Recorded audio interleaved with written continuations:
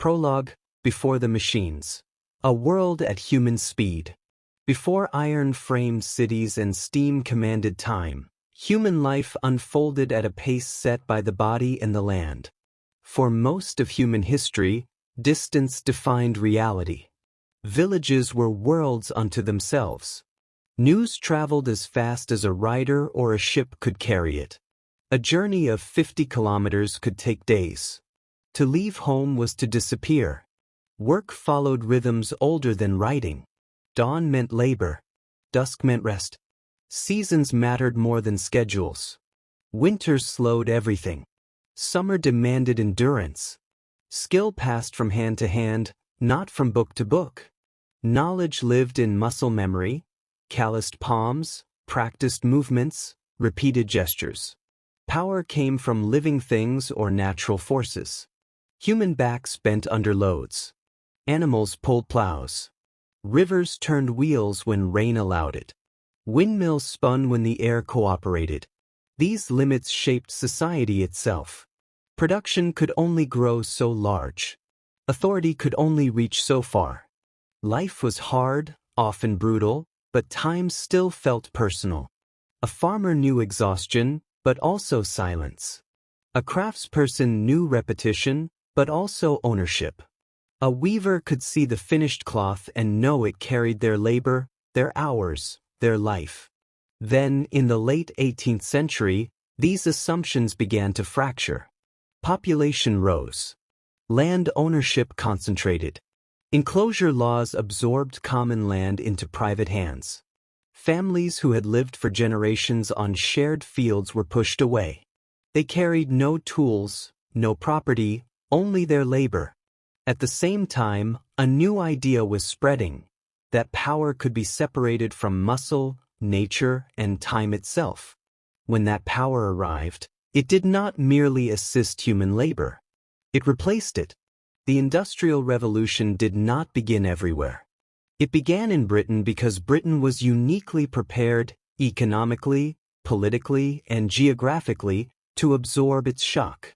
Coal lay close to the surface, cheap to extract. Iron ore was abundant. Rivers stitched the landscape together, carrying goods inland and outward to the sea. Britain's ports connected it to a growing global empire. But resources alone do not cause revolutions. Britain also had people, millions of them newly displaced. Agricultural improvements increased yields but reduced labor demand. Enclosure laws privatized land that once sustained entire villages. Rural families became wage seekers. Crucially, Britain had capital. Wealth flowed from colonial trade, plantation economies, and slavery. Profits accumulated in banks, private estates, and investment houses. This money searched for growth. Machines promised multiplication. Britain's political system protected property and contracts. Patents rewarded invention. Investors could fail without complete ruin. Failure became survivable. And when failure is survivable, experimentation accelerates. Inventors tinkered. Mechanics refined. Entrepreneurs invested. Small improvements compounded. What followed was not a single breakthrough, but a chain reaction. Steam was not simply an invention. It was a declaration of independence from nature. Water power had driven mills for centuries, but rivers flowed where they chose. Steam could be summoned anywhere coal could burn. Early steam engines were inefficient, consuming enormous fuel for modest output. They pumped water from mines and little else. But they worked continuously. James Watt's refinements transformed steam into a system. Efficiency improved. Power became reliable. Energy could be generated on demand. Factories were freed from rivers. Industry clustered near workers, markets, and transport hubs. Steam engines did not sleep. They did not tire. They did not negotiate.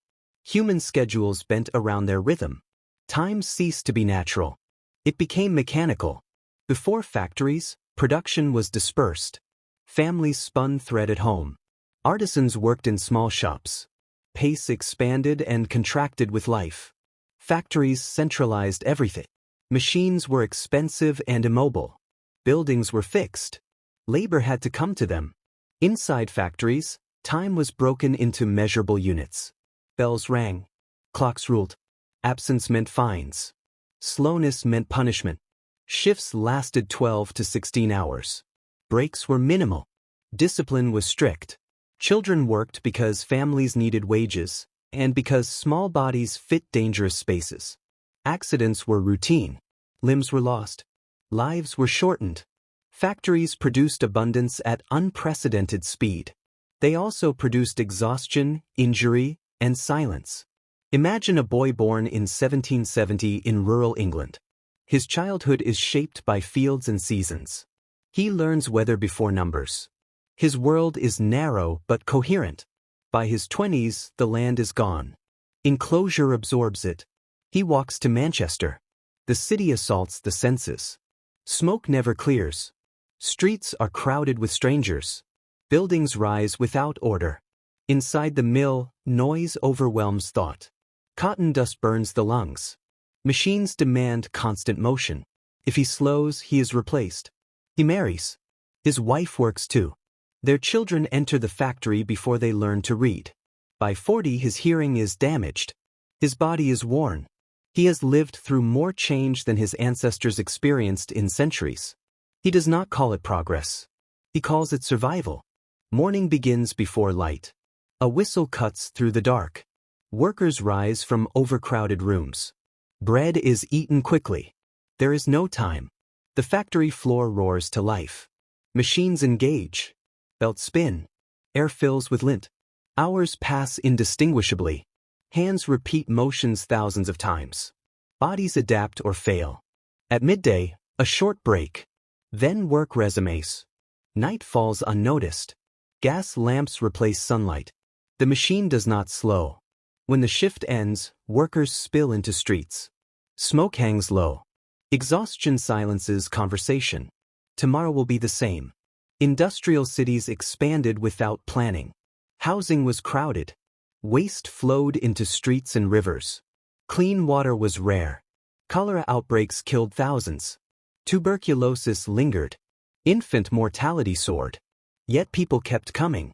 Because hunger in the countryside was quieter, but just as deadly. Cities became sites of suffering and awakening. Ideas spread. Comparisons formed. Anger organized. Iron and steel reshaped landscapes. Bridges crossed impossible distances. Railways carved through fields and mountains. Railroads collapsed space and time. Journeys shrank from days to hours. Markets expanded. Time zones emerged. Human life synchronized. Workers resisted. Machines were smashed. Factories attacked. The Luddites were not anti-technology, they were anti-starvation. Over time, resistance organized. Unions formed. Strikes coordinated. Every protection, shorter hours, safer conditions, child labor laws, was fought for. Women were essential industrial labor. They worked long hours for lower wages. Pregnancy did not pause machines. Children learned danger before play. Many never reached adulthood. Industrialization did not free them. It consumed them. Industrial power required resources beyond Britain's borders. Cotton flowed from plantations worked by enslaved labor. Metals came from colonized lands. Markets were secured by force. Factories in Britain echoed with labor performed continents away. The Industrial Revolution was global exploitation made efficient. Coal darkened skies. Rivers turned black. Forests fell. Nature became fuel. The idea of limits did not exist. This was the beginning of humanity's environmental debt. Industrialization reshaped thought. Capitalism evolved. Socialism emerged. Reformers debated justice. Revolutionaries warned of collapse. For the first time, humans feared being replaced by their creations. Europe followed Britain. America expanded rapidly. Japan industrialized deliberately. The pattern repeated: growth, displacement, resistance. Wages became survival math. Time became money. Identity became occupation. Humans adapted, at a cost. Public outrage forced change. Sanitation improved. Education expanded. Labor laws emerged. Progress learned restraint, slowly. Electricity replaced steam. Oil replaced coal. Production accelerated again. The machine age evolved. We live inside the Industrial Revolution. Its systems shape our work, cities, and time. Epilogue. The question that remains. The Industrial Revolution taught humanity how to create power. It did not teach us when to stop. Today, machines are learning again. For the first time since steam, technology is advancing faster than societies can adapt. The question is not whether progress will continue. The question is whether wisdom will keep pace. This reconstruction draws from historical accounts and contemporary sources. While accuracy is prioritized, some visual elements are interpretive.